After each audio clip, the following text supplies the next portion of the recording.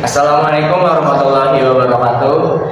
Perkenalkan, nama saya Rifat Rahman dari kelas 11 SMA Negeri 13 Jakarta. Di sini saya ingin mempresentasikan hasil penelitian saya yang berjudul hubungan antara jumlah postingan Instagram dengan jumlah pengikut Instagram. Untuk pendahuluan, yang pertama berisikan latar belakang, yang kedua rumusan masalah, yang ketiga tujuan penelitian, yang keempat manfaat penelitian, yang kelima hipotesis, dan yang keenam ruang lingkup dan keterbatasan. Oke, di sini kita masuk ke latar belakang.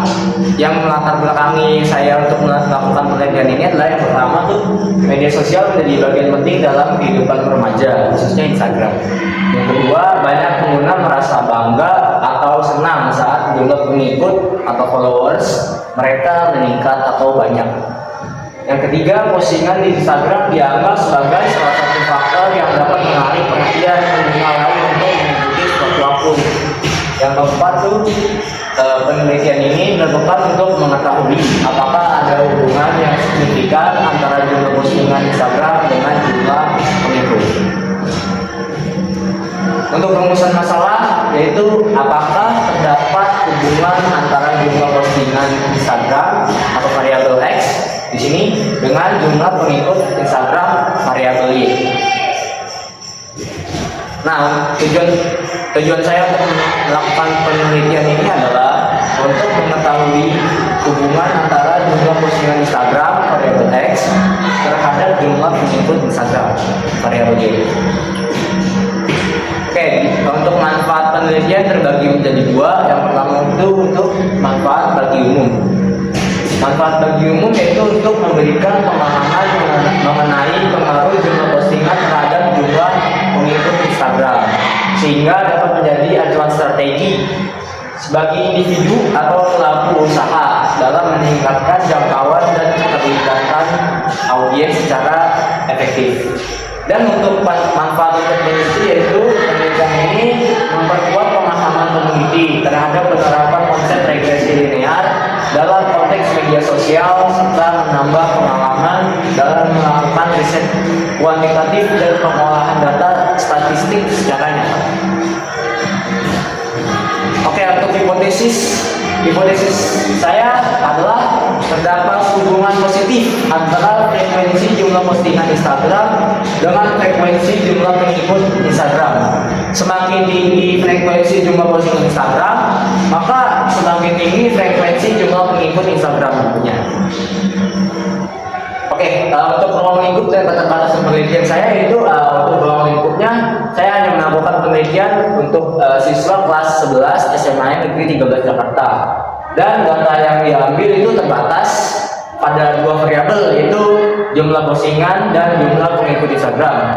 Dan untuk keterbatasan penelitian saya yaitu adalah skala responden hanya terbatas, itu hanya dilakukan untuk 30 orang, dapat mempengaruhi kekuatan korelasi dan validitas hasil.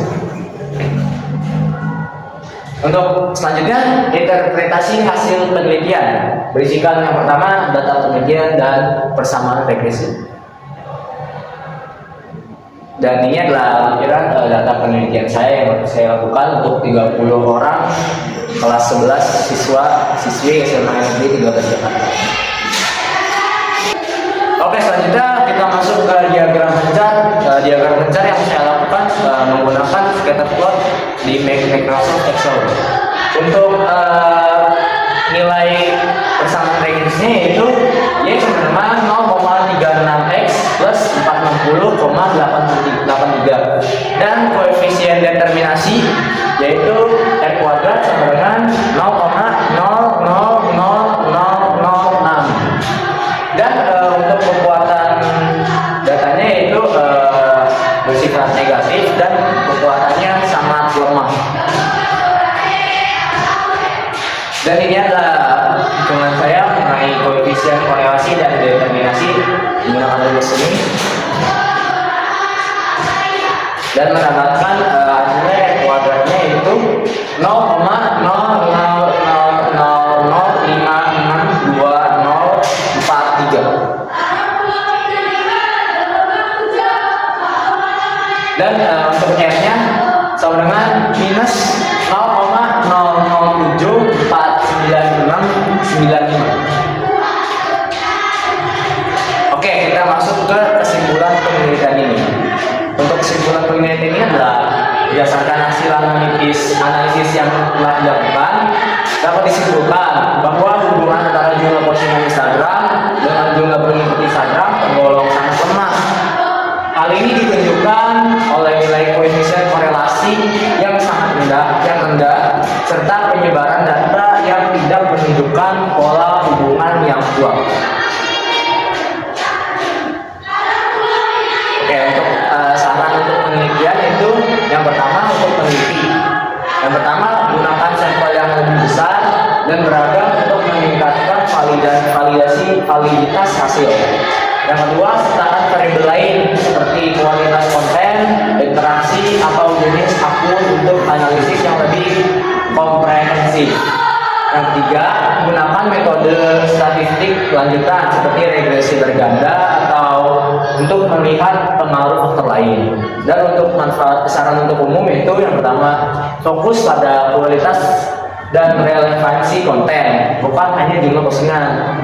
Yang kedua, bangun interaksi yang aktif dengan pengikut untuk meningkatkan pertumbuhan akun. Dan yang ketiga adalah gunakan strategi pemasaran digital yang lebih luas, tidak hanya mengandalkan frekuensi postingan. Dan ini adalah daftar pustaka yang saya ambil. Dan ini adalah lampiran video untuk wawancara.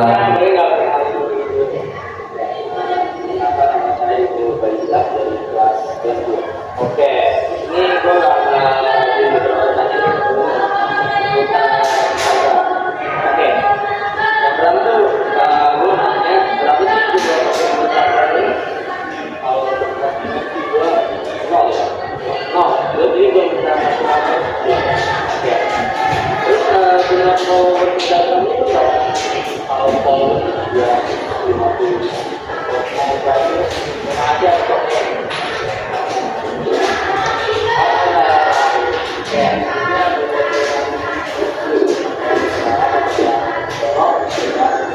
Ini gue bakal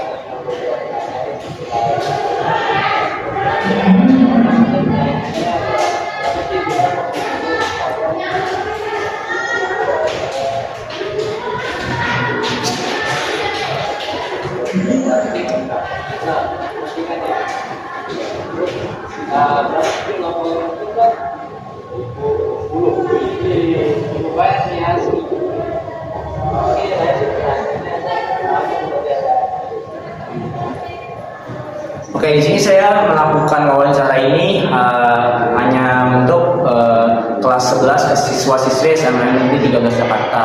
Dan pertanyaan yang saya ajukan adalah cuma hanya ada dua, yaitu berapa jumlah postingan Instagram mereka dan berapa jumlah pengikut Instagram mereka. Lalu selanjutnya ini adalah beberapa foto-foto lampiran sebanyak 30 orang.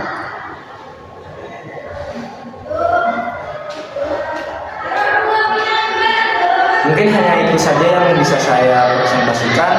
Mohon maaf apabila ada kekurangan yang terdapat pada penelitian saya kali ini. Sekian dari saya.